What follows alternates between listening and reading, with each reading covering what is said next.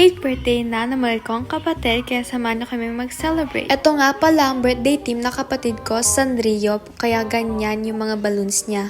Lalagay namin sa bag para mamaya ready na. Ito nga pala siya nanonood at nakain. Ito ako, kakaligo ko lang, nag-skincare na ako and nag-apply na din ako ng light makeup para fresh na ako mamaya. Puntahan pala namin ay indoor playground, tawag sa kanya ay fun circle para sa mga bata.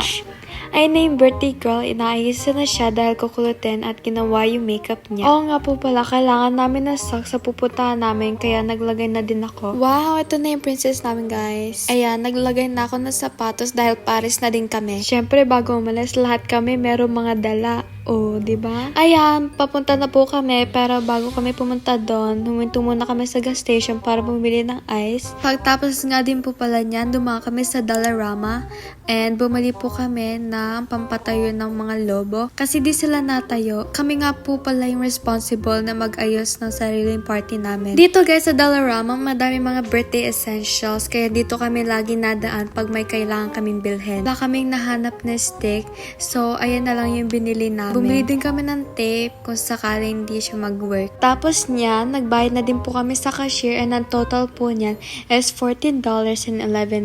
Ayan na, papunta na po kami sa party event which is 5 minutes far away. And nandito na po kami sa fun circle. Paaga nga pala kami guys ng 15 minutes, so kailangan namin maghintay sa front desk. Ayan yung bisita ni Nene, naghihintay na din kasama kami. After 5 minutes, ayan na din yung mga bisita niya, nagdadatingan na din sila and kasama yung birthday girl natin. Ayan na yung birthday girl, excited na din siya. After 15 minutes, pinapasok na din po kami. Nilagyan kaming highlighter sa arms para may palatandaan and then nilagyan namin yung shoes namin sa shoe rack kasi di siya allowed.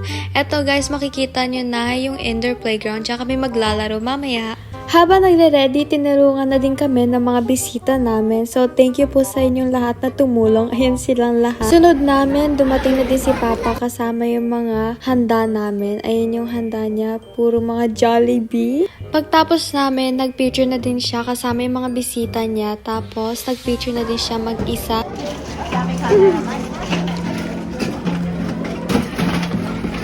Pagtapos nga din naman yan, kinantahan na din siya ng mga kaklase niya ng happy birthday! And then, nag-blow na din siya ng cake niya.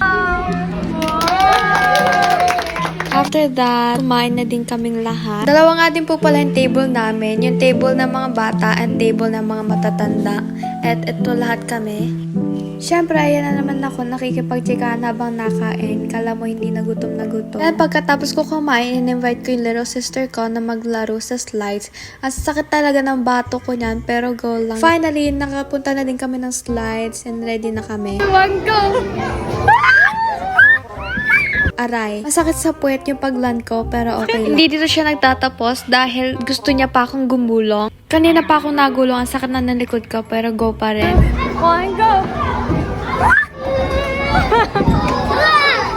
Siyempre, nagpagitang gilas din ako. Nagtry ako mag-rock climbing. Kala mo talaga marunong. Pangalawang try ko, nanghihina na yung mga buto ko. So, ayoko Hindi pa rin ako kontento. So, inimbitahan ko yung mga kaibigan ko at yung ate ko na mag-slide kasama ako. Kahit nasampal yung mukha ko ng paa, go pa rin tayo. Sa wakas, nakapunta din tayo sa taas. Pagkatapos ng isang slide na tinry namin tong slide na kulob. Hold on, buddy.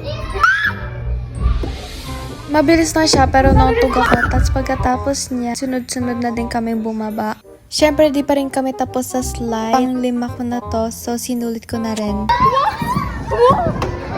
Pagkatapos niya, sinamahan ko yung kapatid ko at yung mga kaibigan niya maglaro. Siyempre, meron din ako ditong paboritong place. Puro siya mga glow in the dark. Lapot na magtapos ang aming celebration, so binigyan na ni Mama yung mga appreciation gift. And ito nga din pala yung na-receive ni Nene, mga regalo sa mga bisita niya. Tuwang-tuwa na siya.